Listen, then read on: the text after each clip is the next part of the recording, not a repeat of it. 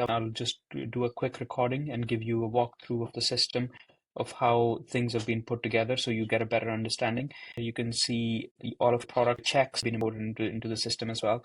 So you've got two sections in the system predominantly. One is stock control on the left hand side, you can see here, and one is the checky, which is the checklists. So I'll start with the checky from the stock control. In the stock control, you can see your products listed here.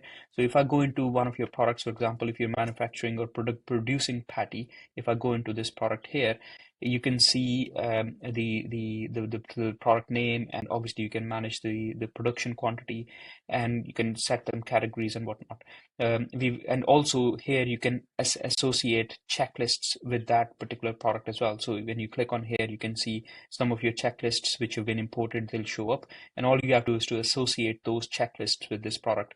The main reason you link those is because when you're manufacturing these products, you can link these checks and you can carry through those checks, and those checks are related to that batch itself. The other thing you can see on side menu within this, when you're dealing with the product, especially a production product, you want to see audit trail and traceability. So every product which has been, or every component which has been used to manufacture that product, in this case it's a patty, you can see who's used what quantity and which batch does it come from. The other thing you can do in the stock module is you can set up thresholds, i.e. if you're running low on stock, it can send alert emails and whatnot. But also you can set up, if you're buying products from outside, like for example if you're buying beef or if you're buying salt or whatnot, you can specify which suppliers you're buying it from, at what quantity and what price. So this practically covers your stock. There's the other thing that I have to mention here is there are two types of stock products. So if you see here, when you add a new product, you get the option of ability to add a production product that you're producing yourself, or the other thing is you can add a single product, which is, like I said, mostly salt and components that you use to manufacture a patty or a pot. But the process for both the stock items are the same. The next thing in the stock control that you can do is, if you're buying products from outside, you can create purchase orders. Your stock, all these things could be done from the app. So your staff who's working on the floor, and if they identify something's running low, they can do it from the stock app. The other thing you can do within the stock control is stock check-ins and check-outs. And again, check-ins are if you're receiving goods, you may want to associate checks with those goods. For example, if you're receiving a batch of beef or lamb, you can associate checks specific to that product as well when you're checking in. And also check out, it kind of keep a check of that. You have 20 kilo in stock, you're using 5 kilo in this batch and 10 kilo in the other batch. So the checkout, if you follow the checkout process, what it does do is keeps a track of how much have you got left in stock as well. The other thing which I want to mention here in the stock management section, this is where you go in and you create some of your components. Components are basically, you create product templates. Like for example, this is where all of your product templates have been imported. And these product templates, once you add them once, you don't have to fill in the details over and over again every time you're buying sugar, for example, or sweet corn, for example. And if I take an example of sweet corn, if I go in there, you can see once you identify that this is the name of the product, this is the category of the product, and few other parameters, once you define them here, and if this product contains other components, you can associate other components as well. For example, if sweet corn has got some level of salt added to it, you can add those components in there. So essentially what I'm trying to say is that in stock management, within the stock components, you're basically identifying or creating recipes which you won't have to then add every time you're adding the same product into your production unit. So say for instance, if I go and if I add a production product, and if I select, for example, from here, chicken and sweet corn pot, it will fill rest of the details automatically on this screen. So again, this information is coming from the stock component section within stock control within stock management and inside stock component screen here. So that covers the stock module.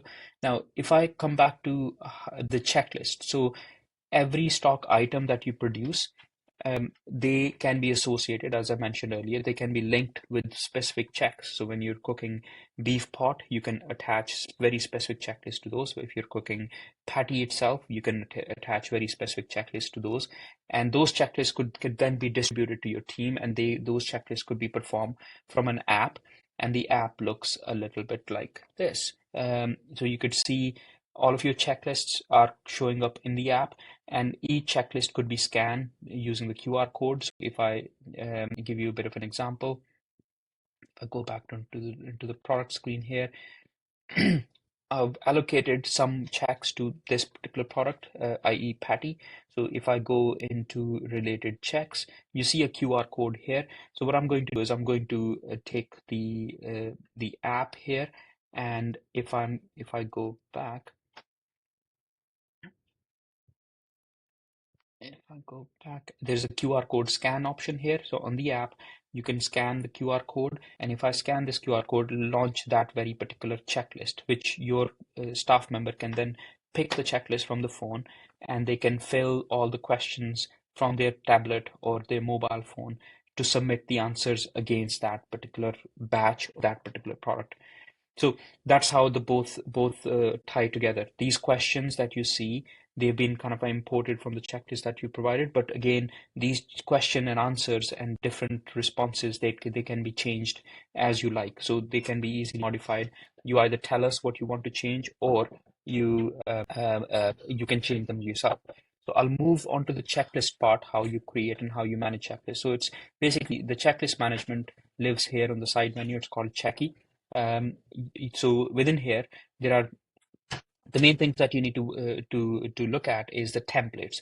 So what you do is you basically create your own checklist templates. So these checklists have been imported. Some of them are linked to the production, i.e. stock production, patty production, beef pot production, but some of them are your general checks. So, but for example, if I talk about knife check log, these are imported in the system, and these checks can be filled in from the app, like I was showing you earlier, like here, and all of those checks could be could be shown here like these. So if you allocate these checks to different staff members, they could be food related checks or food manufacturing related checks, or they could be standalone checks. Like we are looking at one here, which is called knife check log. So regardless of the checklist, you can create your own questions, and creating questions and changing response types is also very easy. So if I go into one of these questions, you can change the question text yourself. You can say, you can put the answer types yourself, what you're expecting, and also you can also put in that you are expecting an answer to be yes or no, or you are expecting the answer to be radio button checkbox, or date. You're expecting the user to put date in there or time in there, and you can see there's quite a lot of options. You can even capture signatures, you can capture temperatures.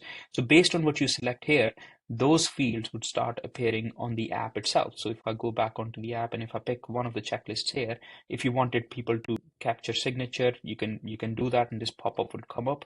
I'll just click on, but if I show you, these are some of these pass and fails, and this is what user would see. And again, these questions on the app would depend on how you set the checklist over here. But if you still need help in terms of changing and modifying, reach out to us, tell us which checklist you want to change, and we'll change them for you. So coming back to the checklist, there is obviously the template section here. Templates, once you define those templates in the checklists, these stay there as is, and unless you change the templates just keep recurring. So you can set the template to recur every so often. You can set these templates to link with certain stock items as well. And again, I think that's something which you can do. But once the templates are set, these and the recurrence are set as well. For example, if I go into one of these texts here, you can set the recurring sections here. If you want checklists to automatically recur every day, every week, every month, the system can do that. But once these checklists are set, what happens is in the checklist editors, now the system is expecting that these checks need to be filled in by your staff. So say, for instance, you can see some of these checks are linked to the stock items. Because they're linked to the stock items, the system is expecting, and there's an active stock item waiting in your stock module. These checklists have to be filled. So at the moment, nobody's filled them, but you can allocate these particular checklists to a certain member of teams. And once they're allocated, and the allocation is done over here. So you can assign the checklist to a single staff member, or you can assign it to a whole role of staff, i.e. chefs and so on and so forth, or cleaning staff for that matter. So if you do staff, you can select individual staff member here, and these, once they're assigned, when that user logs into the Checky app, which is here, they would be able to see that my checklists are these are available to me, these are available assigned to me, and I can pick one of these and I can start working filling on these checklists. And that's how the system works. So and the other thing is, in the checklist editor, these are, until the checklist has been completed or submitted by the app user from here, these would stay in the checklist editor. In the state, if they're partially completed, and there are some fields which haven't been filled by the user, these will stay as kind of a open in the checklist editor. But once they are saved and completed from the app, they can go into the submitted checklist. The other thing to notice here is that some of your staff member might not complete the checks from the mobile phone or the tablet itself, whereas the admin can come back and they can complete rest of the checks from the computer screen themselves, and they can save it and complete it. So once the checklist is completed and submitted, those checklists will come in and live under the submitted checklist section here. And that kind of concludes the whole system. So what I've covered in this is that you're able to create your stock products. You can able to create production products. You can input stock items to keep a track of how much inventory in stock have you got, how much is being used. And within the stock module itself, you're able to allocate checks for certain production products. So you make sure that certain products they go through the certain food and safety checks. The other thing which I've covered is the audit trail, so everything, or the traceability, so how what's being used from what batch into each production item that you're producing, so you're able to do the recall. And the other thing which I've covered is the checklist module itself, where you can create different checks and you can create different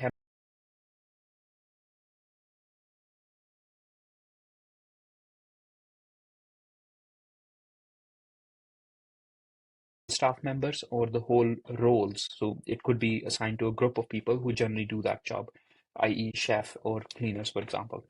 I hope that covers everything, but if you still have any questions, reach out to us. We'll be able to help you further. Thank you.